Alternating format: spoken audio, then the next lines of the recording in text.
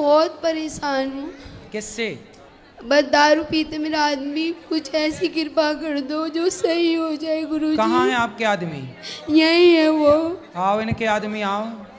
बुला ले पापा को। गुरु मुकेश है, आप बोल दो गुरुजी बस। मुकेश?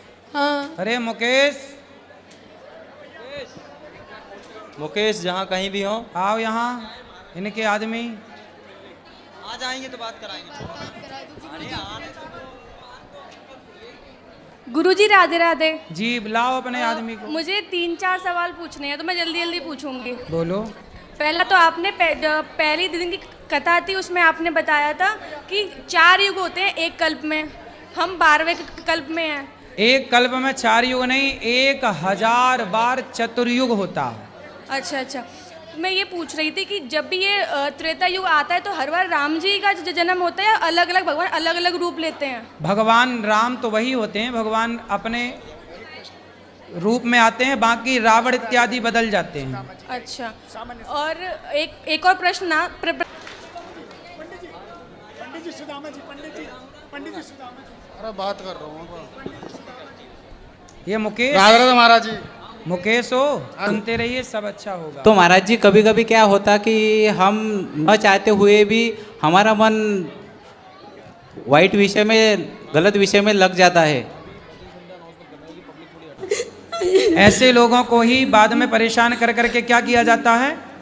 धर्मांतरण करा लिया जाता है। सोचिए कि आज अपने देश में अब ये जहाँ रहती हैं वहाँ ये अल्पसंख्यक है, मतलब कम है, उनका ज़्यादा है बोलबाला, तो देखो वो परेशान कर रहे हैं ना। इसलिए भारत में आज पूरा हिंदू समाज, सबको ये डिसीजन लेना चाहिए कि आप लोग बिल्कुल सरकार से ये कहिए कि किसी तरह से जनसंख्या नियंत्रण कानून बनना चाहिए, जनसंख्या उनकी कंट्रोल हो, क्योंकि जनसंख्या जिसकी लाठी उसकी भैंस। देखो आज आपके बच्चों को जबरदस्ती, छोटे बच्चे को ये गुरुजी वो सिगरेट और ये वो सिगरेट और बीड़ी, ये मेरा कहना है गुरु जी आपसे, मैं पूजा करूँ सुबह सुबह तो मेरा मन पूजा बना लगता है। और नहीं लगता जी, और मुझे लगता है कि मेरे द्वारे पे कोई मुझे पुकार रहा है या फिर मुझे इंतजार कर रहा है महाराज जी, तो मुझे बहुत इस बात को लेकर परेशान हूँ महाराज। नहीं, आप पूजा में मन लगाओ, और द्वार पे कोई इंतजार कर रहा है तो जाके द्वार पे देख लो कौन इंतजार कर रहा है। पूजा में मन ना लगता महाराज जी, भी कुछ कोई बात नहीं, आप समाज की सेवा करो, यही पूजा है। माँ बाप की सेवा करो, यही पूजा है। धन्यवाद गुरु जी। गुरुजी राधे राधे। जी गुरुजी मैं बताएं।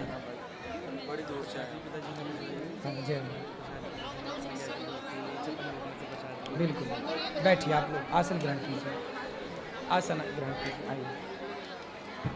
बताओ बेटा। हाँ महाराज जी, हम महाराष्ट्र से आए। हाँ, तो हमको इतना ही बताइए कि हम सत्संग में बहुत मन लगाने का, सत्संग सुनते भी हो, और कभी कभी क्या होता है कि हम न चाहते हुए भी किस वाइट प्रकार के कुछ इसमें हमारा मन लग जाता है। बोल। हाँ, अभी बात। तो सत्संग सुनने के लिए कभी कभी वो मन नहीं लगता। मन नहीं लगता, मन लगाओ, मन लगाना पड़ता है बेटा अच्छे काम में।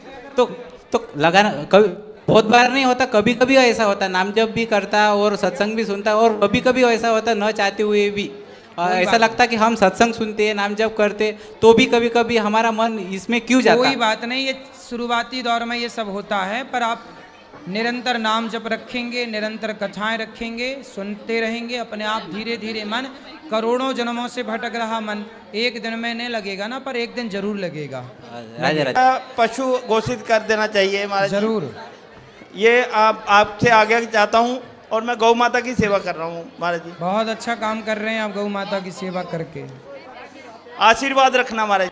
तो उन्होंने भी छोड़ दिया गुरुजी इस वजह से, तो अब मेरे पास ही रहते, तलाक हो गया उसका, ट्विंस हुए तो उसके पास एक बेटा, उनके पास है, एक मेरे पास है। तो गुरुजी डॉक्टरों को दिखाओ अच्छे से, भगवान से प्रार्थना करें कि वो अच्छे से जल्दी अच्छे हो जाएं, स्वस्थ हो जाएं।